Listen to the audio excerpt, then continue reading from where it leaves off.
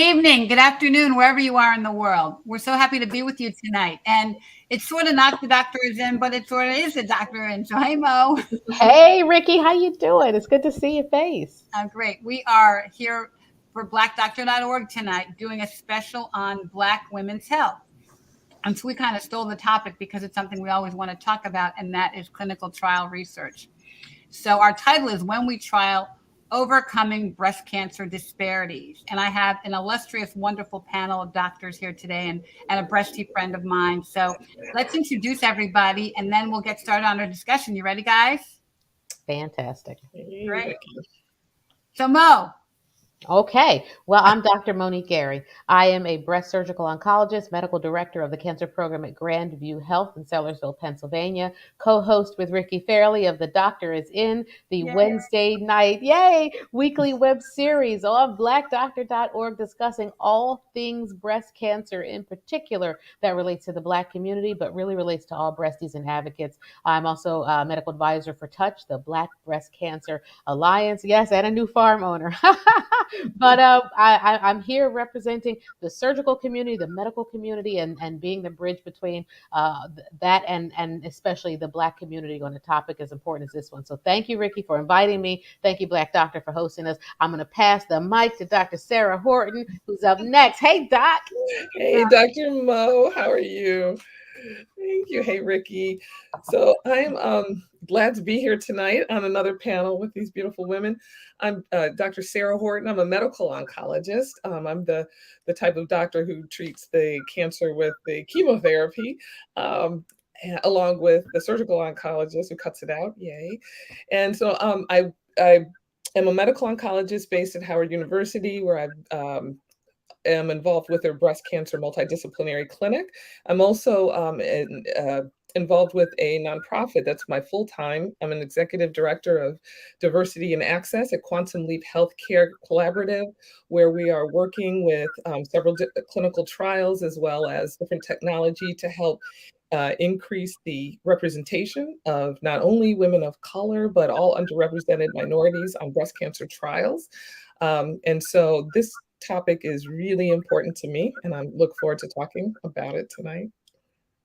Great. And Spasti, Dr. Spasti. All right, it's my turn. Well, I'm a PhD.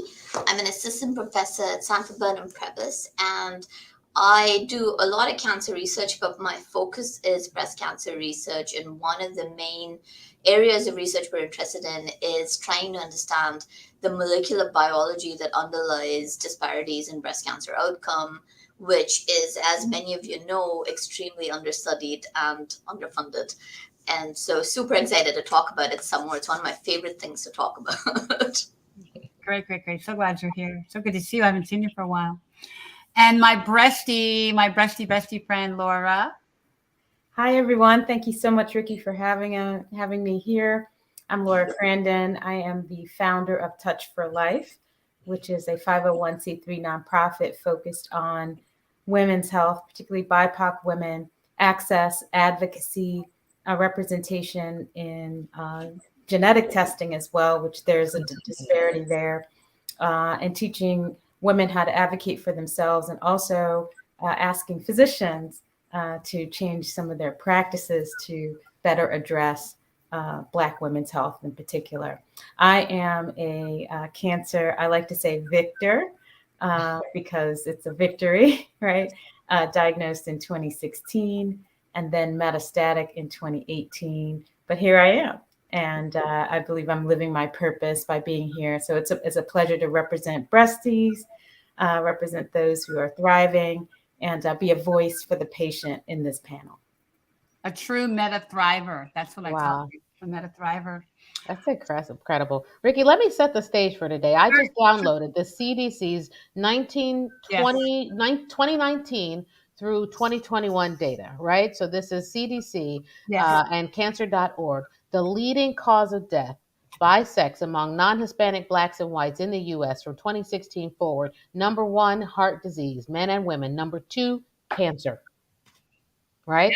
Yep. There it is. And this is why we're here today, because when you parse down those numbers, what you find are that there is a huge disparity in who gets diagnosed early, who gets diagnosed late, who becomes a survivor and a thriver versus, the way we talk about cancer for others is in terms of their survival. And we talk about Black breast cancer in particular in terms of its mortality. Right. So we need to talk about the language and the reason why, and begin to envision how all of this could be different. And these are some change agents that we have with us today. So where do you want to start, Ricky, in terms of telling the story of cancer research? Well, you know what? I think, you gave us some good facts. And I think if you just sort of break down the breast cancer facts that we always talk about, Black women have a 41% higher mortality rate than white women. Black women have a 39% higher recurrence rate than Black women. So we get it back again. Black women like Laura and I and she's an example of this, have a 71% higher relative risk of death. We get it back and it's killing us. So the fact that she's thriving is a major deal here. And the one that I hate the most, I hate this one the most, is Black women under 35 get breast cancer at twice the rate of white women. Under 35. And they die at 3 times the rate of white women, well before they would get that first mammogram at whatever the age is, 40, 45. We don't even know when we're supposed to get a mammogram, but frankly, we're not making it there. So let's start there. And let's say also, if you look back in history at all the drugs that are standard of care, what we all take every day for breast cancer, there were not any Black women in those clinical trials. So guess what? Do the drugs work? Is it the drugs aren't working? I mean, we can blame it on the social determinants of health. We can blame it on access to care and transportation and all those things that you can throw money at. But the science is not working for us. The science is not. So what does that mean? That means we need to advance the science. And thank God for you, Spasti, for doing this work. But I think that, let's talk about your work a little bit, because I think what she's showing and validating is that Black breast cancer is a thing. And maybe talk about the science in terms of what has been done and why your work is so important and groundbreaking and maybe even a little controversial. Yeah, because it's a thing. It's different than white breast cancer. Yeah, and I mean, here's the thing, right?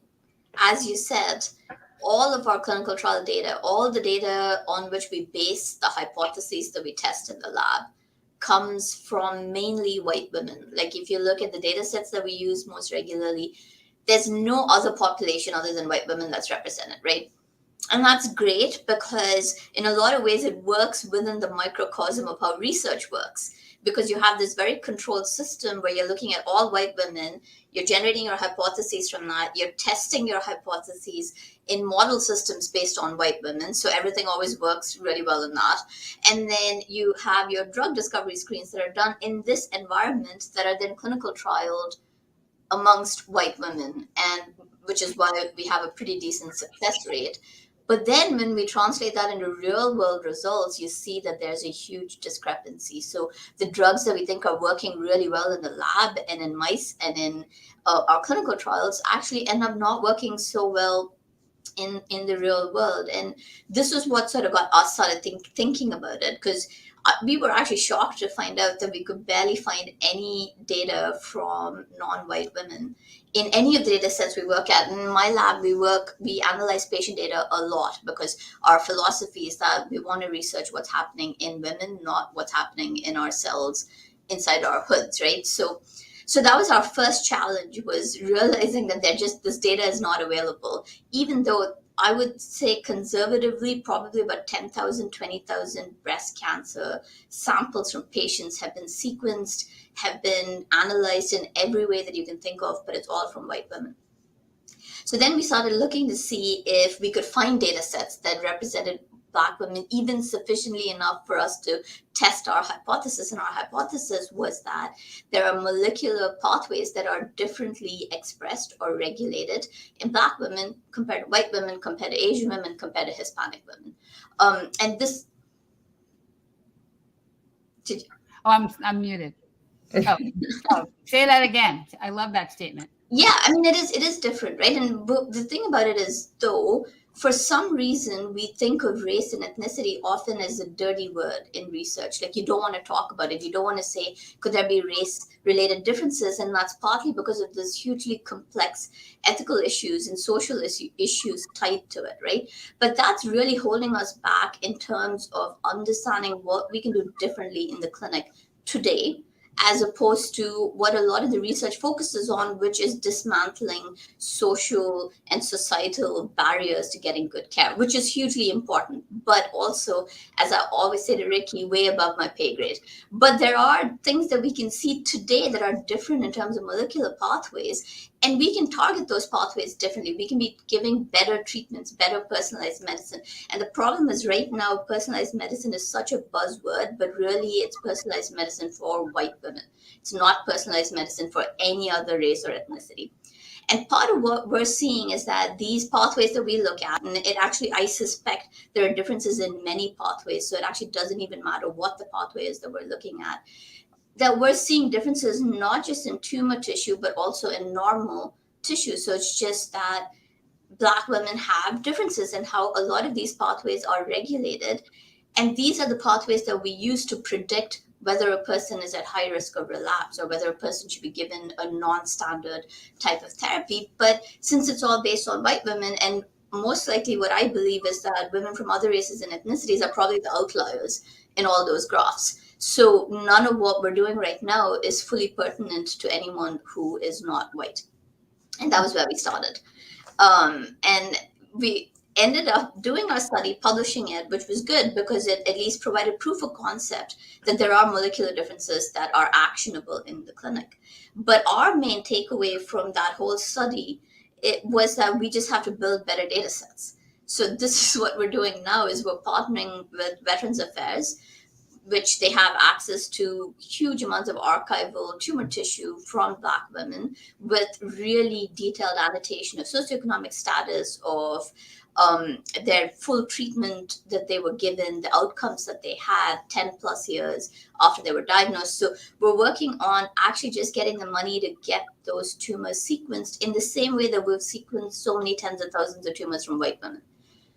But for some reason, this is a really hard sell in terms of getting people to give you money for it. Well, and why do you think that is? Because people who are watching are saying, well, it's just as easy as, petitioning to the NIH or the CDC. Right. And, this is a great and novel idea. What are some of the barriers to getting funding for this type of research?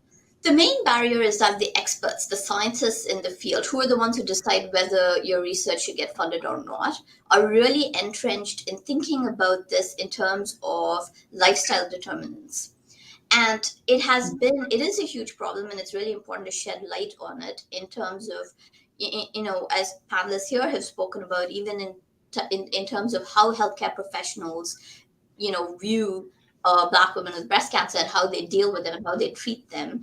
That is a huge problem, and we should shed light on it. But that doesn't take away from the fact that there are molecular effects. This is one of the things I have to justify most when I ask for money for this project, is to say that, the lived experiences we have as women impact our molecular biology.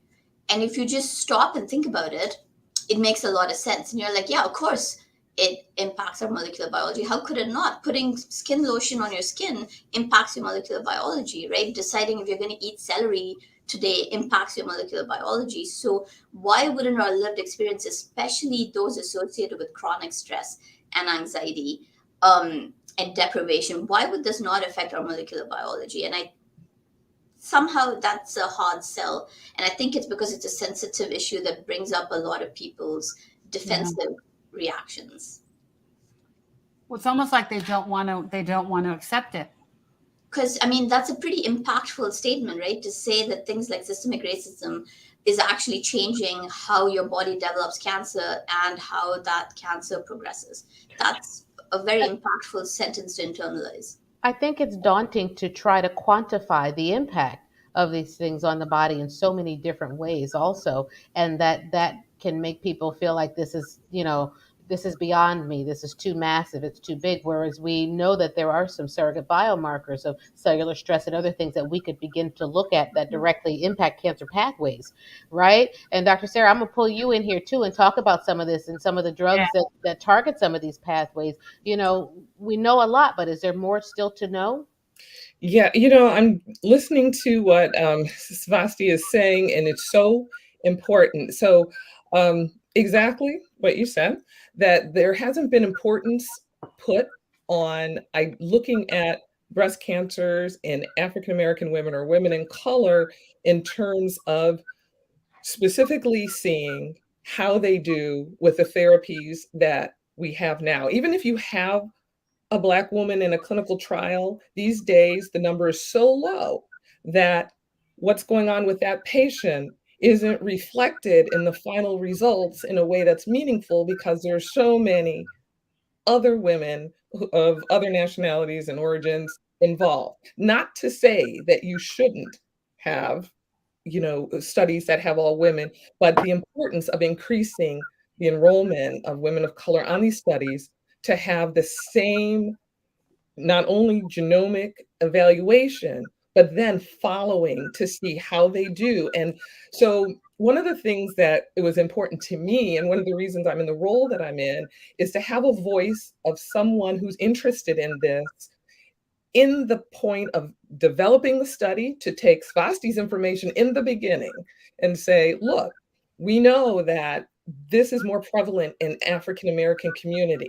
So when we do this study that's going to enroll everybody, we have to make sure we're looking at this, whatever the mutation or the genetic changes, and following it prospectively. Because if you don't ask the question in the beginning of the study, then you won't, if you go back and try to figure it out and you're not controlling, it's very difficult to say this happened because of this.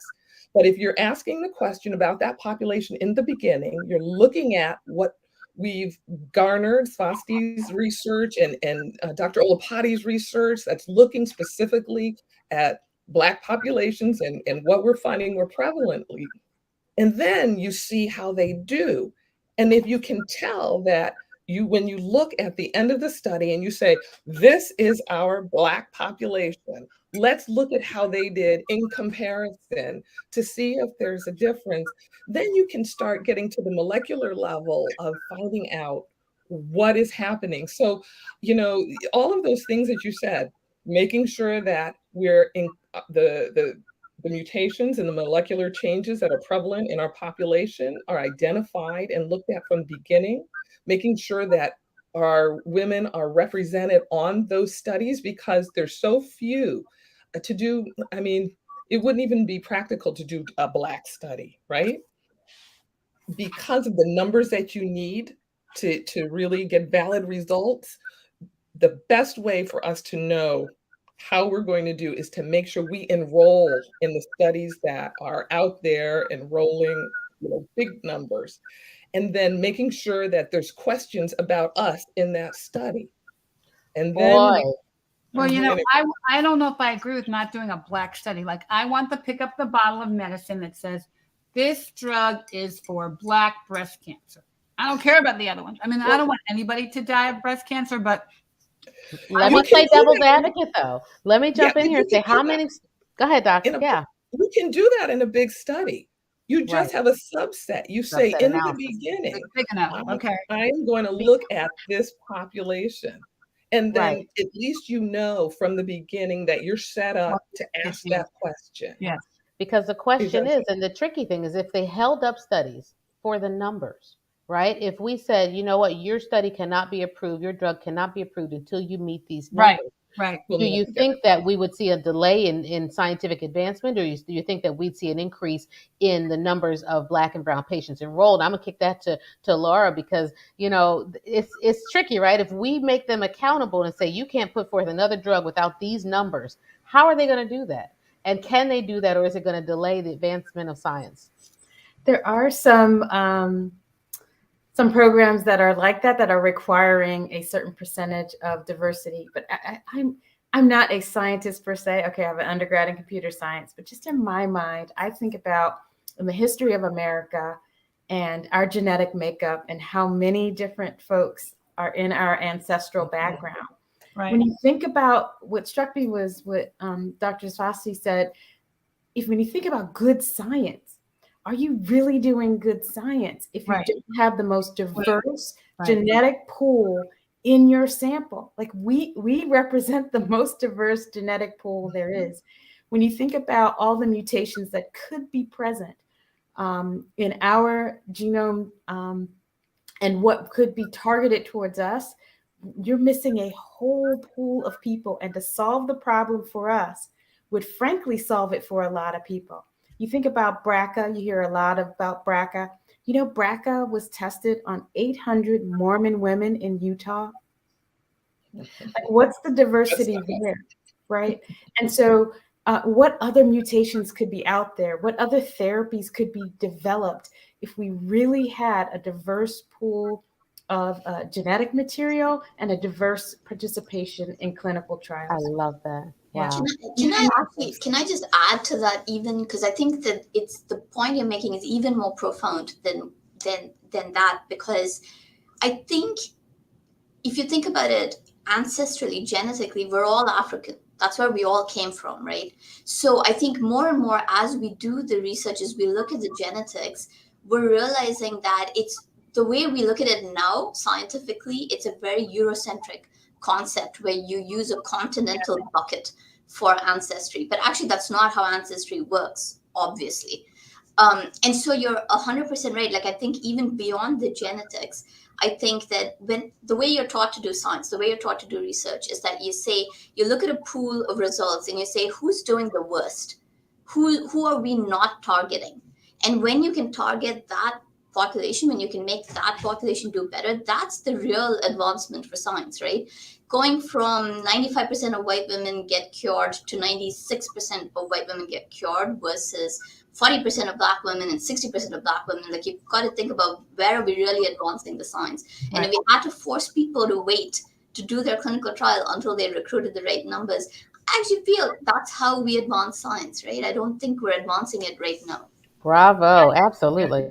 I think also too, you know, when you think about it, it's not even like the percentage of the population. To me, it's the burden of disease. So when you see mortality rates like we're seeing in breast cancer, we have a different burden of disease. I mean, you know, like if you look at triple negative and you see that we get it at 3 times the rate of white women. So we have a different burden of disease. We have a different, you know, more Black women are getting this disease relative to Black women. And that has to be accounted for in the data, you know, and, you know, the FDA has this new guidance they've put in place. And I don't know what the word guidance means, because to me, it's like, I don't want to, you know what I really want to say here, but It's a suggestion. It's just throwing it out there. yeah, You know, like, it's just, what does that mean? Like, But I have to say, having worked at the FDA can only do so much, you know, and it's unfortunate. But I think when they put out guidances, it's pharma has to, they want to please FDA because they want their drug approved. right, So anything that the FDA knows, that anything that they suggest, and if they word it in a way that they're highly suggesting this is important, like their guidances now are supposed to, if you've got a disease that's more prevalent in a certain population, your enrollment on your clinical trials need to reflect that number. I mean, they try to go, when I was there, we were trying to go as far as we could without saying you have to. You know, you try to almost shame pharma into working on making those numbers reflect the population, because there's no motivation for pharma to do it otherwise. Because, and I'm not down on pharma, but they want to enroll people on studies to get an answer so they can get their drugs approved. right. So they're going to go down the easiest pathway. They get these patients who are going to be the easiest to fill them up. That's why you're seeing, when I was at FDA, more and more studies were being done in Europe, were being done in Asian countries where sometimes they didn't have a choice to be on studies. And so you were seeing fewer and fewer African American patients, because the studies weren't being done in Africa. You know, it's difficult to do a study in Africa because of a lot of reasons. And that's unfortunate because those people are missing out. And so there's got to be some kind of push back on to say, you need to get these people represented, because Mhm. money is not going to, there's no money motivation for pharma when they're talking about recruiting from these populations. Yeah. And so, I know. the The other FDA ask has is, some, go ahead. I think the other ask is So when they are recruiting, the ask that I've put forth for principal investigators, I've challenged them when I speak in front of them, is that when they're writing for these grants and for the opportunity to enroll, that they include funding for social determinants of health barriers. Because I've participated in a clinical trial, and to participate in a clinical trial, it takes time. It could be as simple as parking. A lot of these are in urban centers, academic medical centers, downtown. They charge for parking. Definitely include support for women. That could be childcare, that could be income support. But to enroll and to make sure you've got that diverse population, they can make Yeah, the ask to make sure that it is easier for everyone to participate and accessible. And let me absolutely. ask you this: is there a way to normalize for chronic illnesses? Have we in 2022 found a decent way to begin to tease that apart? Because for a long time, that was part of the excuse for why certain populations were excluded from studies, because it wasn't pure. We only want the healthiest of the sick, so to speak. And we recognize that that's just not, it's not reality. So how do we adjust for that in studies? You know, if you don't mind me answering, there was a whole team working on eligibility criteria, making it less stringent at FDA, because they recognized that. And they had several areas. Some of them were chronic illnesses, like the diabetes, and hepatitis, and even HIV. These were things that were at one point ineligible. Patients were ineligible if they had that diagnosis at all. But now they started recognizing that with control, especially long-term control, the patients, their disease doesn't affect, they wouldn't think, the outcome. So I think that there's ongoing work, at least in the FDA, which, you know, downstream affects how people are writing their studies to make it a little bit more. Because ultimately, if the FDA says it's okay, then pharma can do this, or whoever's doing the study can do it. I feel like it always boils down to money. At least in my experience, even amongst researchers, it's really difficult to get people to care about something unless they're personally impacted by it, which is rare because the majority of scientists are white, and the majority of scientists are white men, right? And so if they don't personally care about it, then there has to be a way to restrict access to money based on forcing people to do the right thing if they won't do it voluntarily. So I feel like if you're a scientist writing a grant application, and if you were forced to justify, have you actually looked to see if this is affecting the patients who have the highest disease burden? I feel like a lot of things will change a lot quicker than the way we do it now, which is no one talks about it. Right. Yep, you're hitting on my definition of health equity, Spasti. To me, it isn't health equity, it's health inequity. Right. Because health equity isn't going to come until doctors and scientists and whatever, everybody, the ecosystem practices the golden rule. What your mother taught you when you were a little kid: treat others as you want to be treated.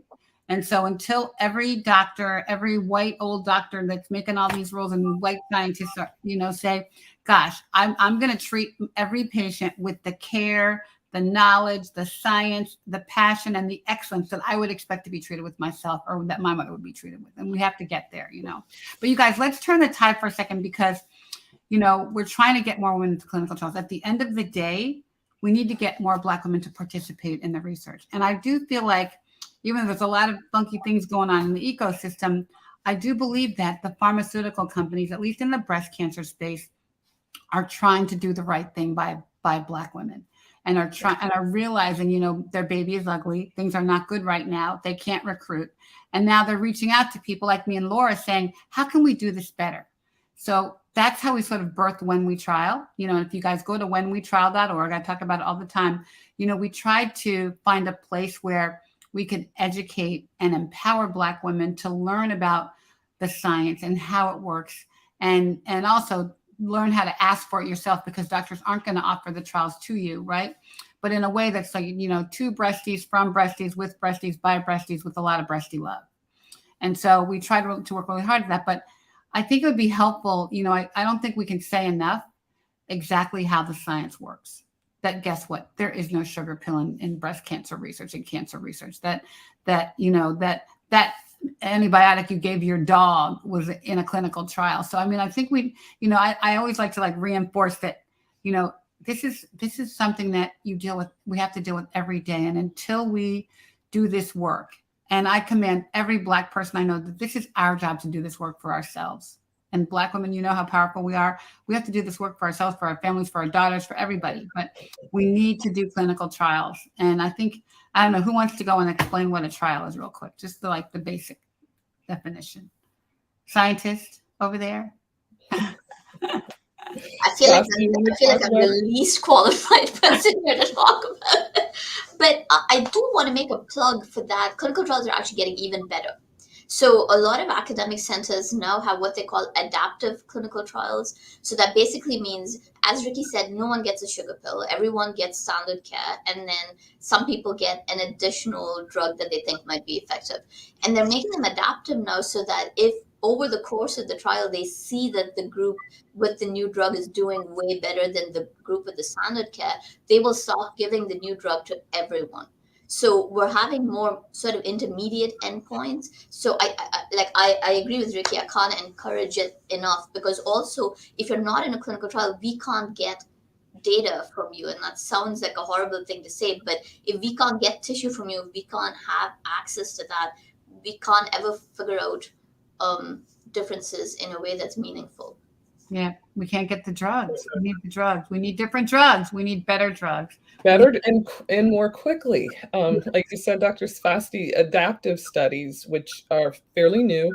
And I have to just make a very quick plug. The reason I took the position I did at Quantum Leap is that that's where they developed the very first adaptive clinical trial for cancer. And when I was at the FDA, and everybody was like, there were so many skeptics. People thought this is too fast. How can the data is not going to hold up, especially when it's given in the setting of before cancer has metastasized, right? In the past, we did it in the metastatic setting. You had things happened a lot more quickly in the metastatic setting. But if you're really testing novel drugs in the curative setting, and that's what's so important, you're at a stage where you could potentially cure someone, and you want to find the best drugs at that point as quickly as possible.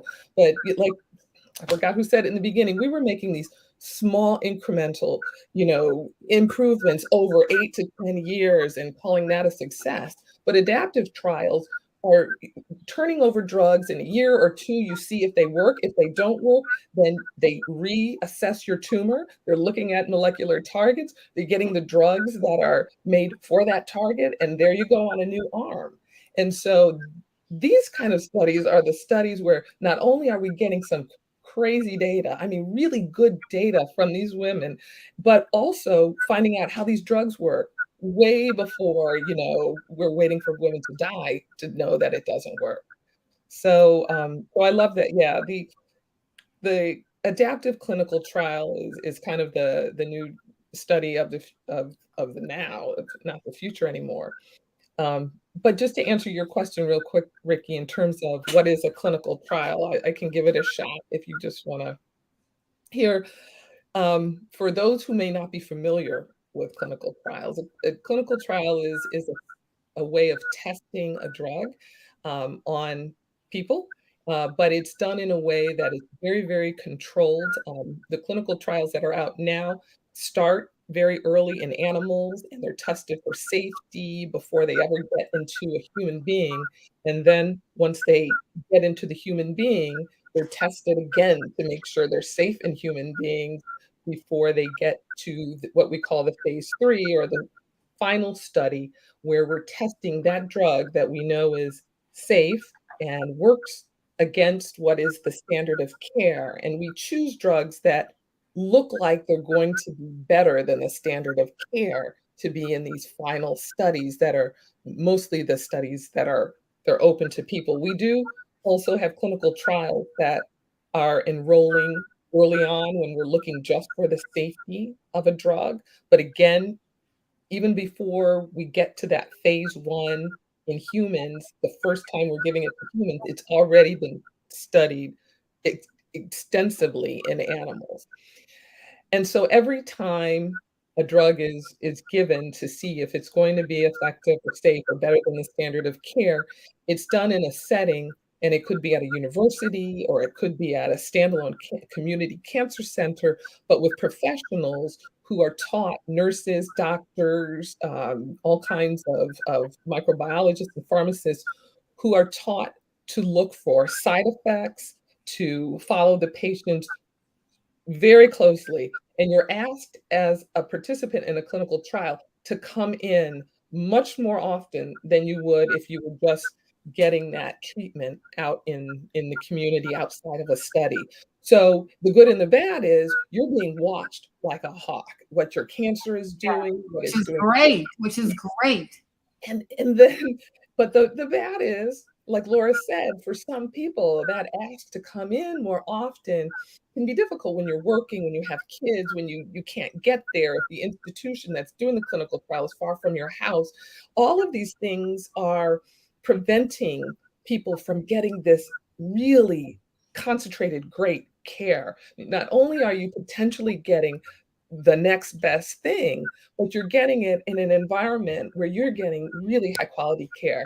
And so that should be an opportunity for everybody, not just for people who know how to get to a university or, have this, desire to be in a clinical trial, but there is a movement now to take universities and make them kind of accountable for these community centers, to partner with them, to say, look, you may not have that MRI that has that special coil that we need for this clinical trial, but we do.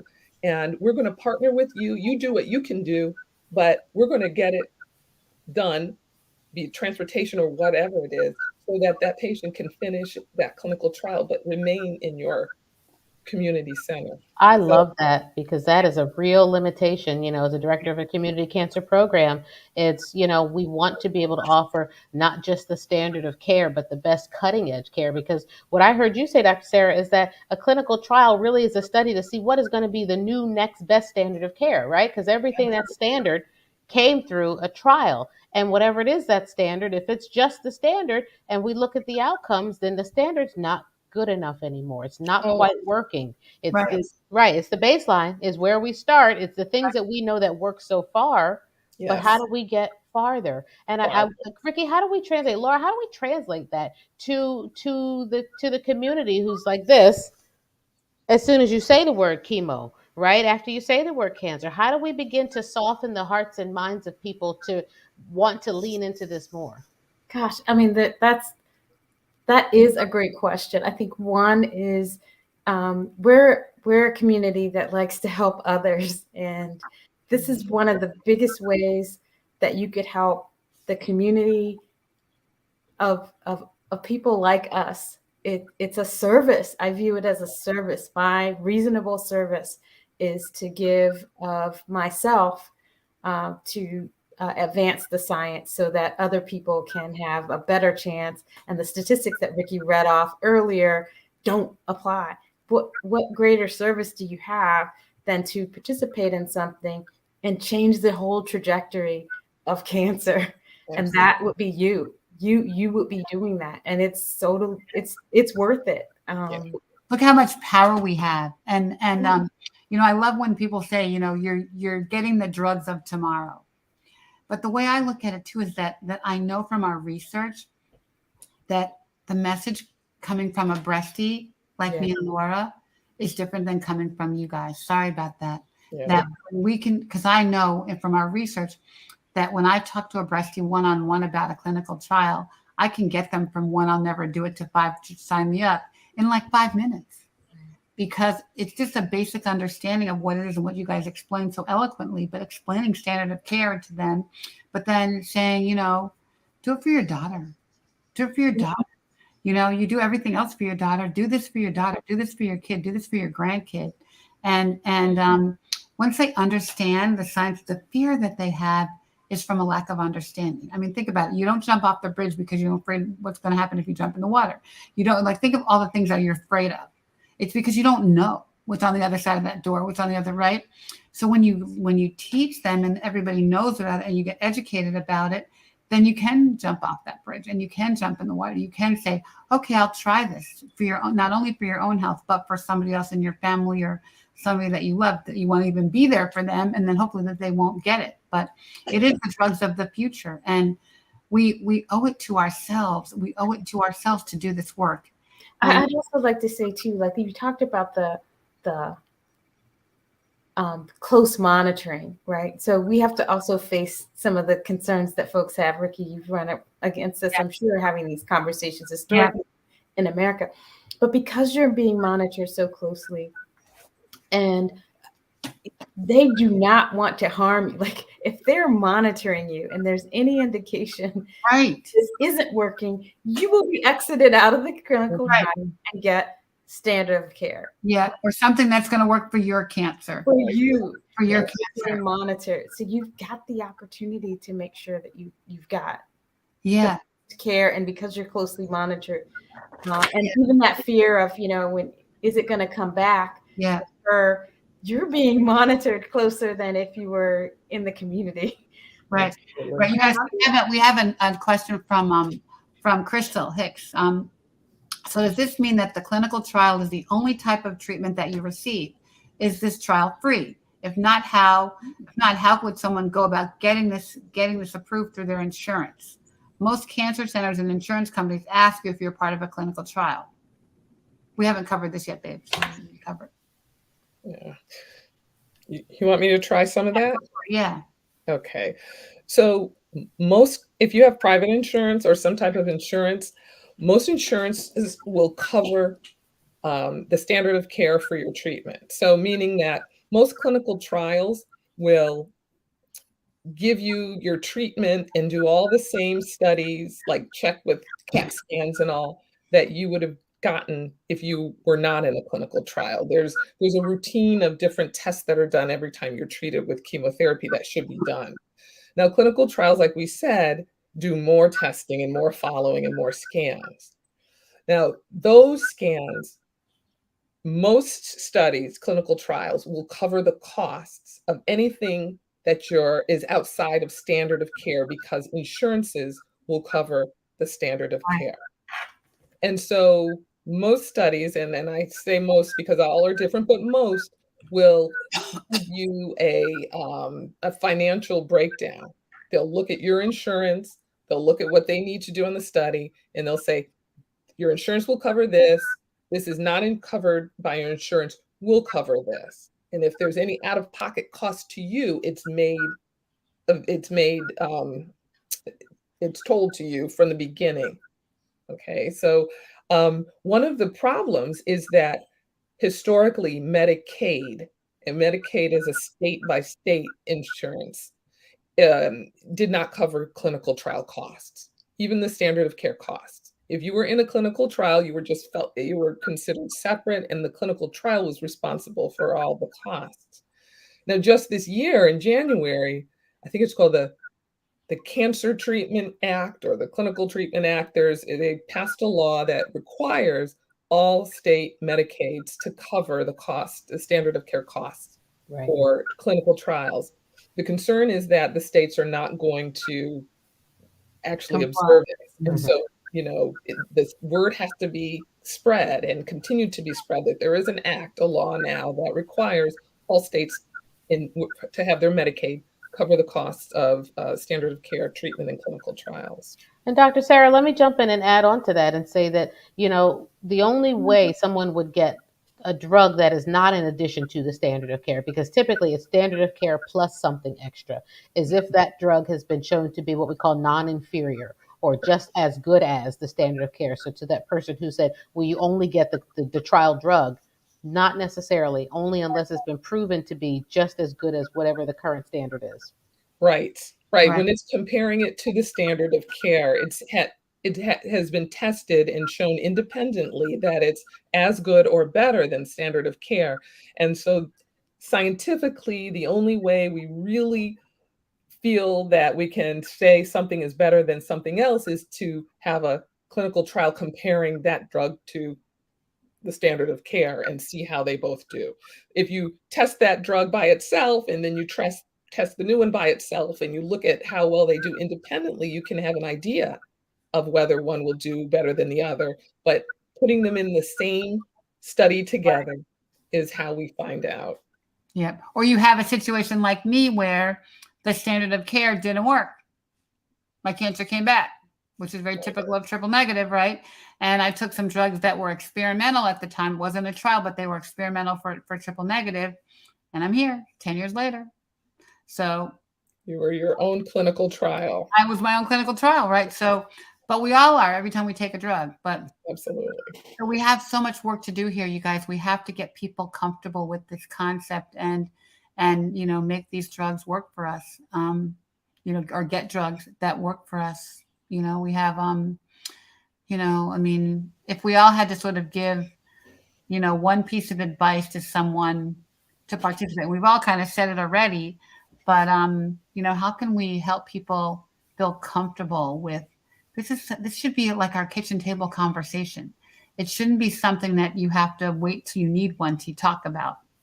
How can we bring this conversation into families so they're like, oh, clinical trial, sure, let's do it. It's part of your original treatment plan. We have to make it this sort of common conversation, like we talk about peanut butter. I don't know, you know what I mean? Like it's like going to the dentist. It's like, whatever you got to do, but we should be talking about it more. I think there's one thing that maybe people don't realize is that we have so many drugs available to us. Like there's literally thousands of drugs.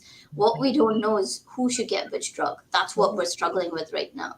And one of the things that happens in clinical trials is that because they take your biopsy, which is routine, we can then go back in retrospect and say, hey, were all the women who didn't do well, did they all have this protein that was different? Or did they all have this mutation that was different? And that helps us refine biomarkers to say, we found this. And if Black women don't participate in clinical trials, we can never find that out about Black women. We're always going to, a really horrible statistic is that there is no diagnostic available for cancer patients right now that is not based on white women. That's how bad it is, right? And if we don't participate, you don't participate, then it will not change. Absolutely. Wow. Thank you for that.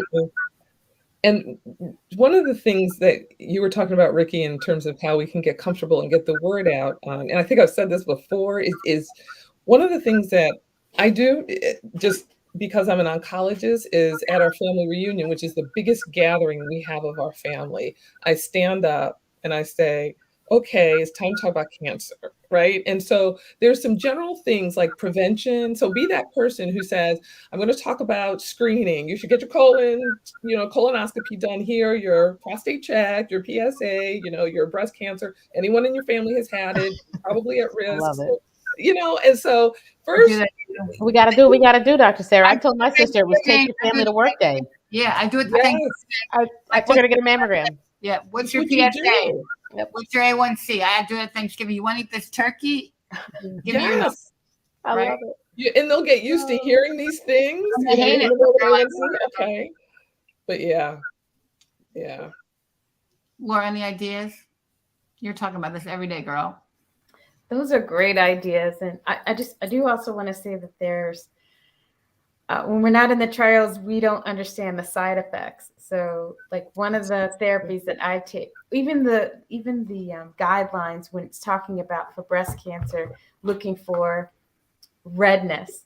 I will say if I turn red, if Viola Davis turns red, if Lupita Nyong'o turns red, like the world. Talk about it. Okay? So for me, it should say if you see darkening, like the areola, right? Right. Red. Like again, if I'm red, like the whole world's gonna end. And so, and even one of the therapies I'm taking they ask, have you seen reddening? And I'm like, no. But for me, it does hyperpigmentation turns me darker versus red. But that someone Black wasn't in the clinical trial to note darkening was one of the side effects. And even I'm like asking, well, like, why does that happen? And no one knows because no one was studied, right? Right. And so it's also important from that aspect of it, preventive as well as side effects, that we've got to be represented. And I think just talking about it and mystifying it, which is, it's okay. It's great. I know even with COVID, my pastor participated in a clinical trial and did a video on it, right? And talked about this is his service, right? That he couldn't serve in the Army or the Navy or military, but his service to mankind was to participate in this clinical trial to find a cure for all of us, right? That's incredible. And so it's really talking about the experience. It's not scary. It's not, they're not experimenting on. It's really a controlled, closely monitored, and you're part of it. I mean, it's not being done to you, it's with you. And asking information, asking your physicians, are there any clinical trials that I'm eligible for? Right. Do I find them?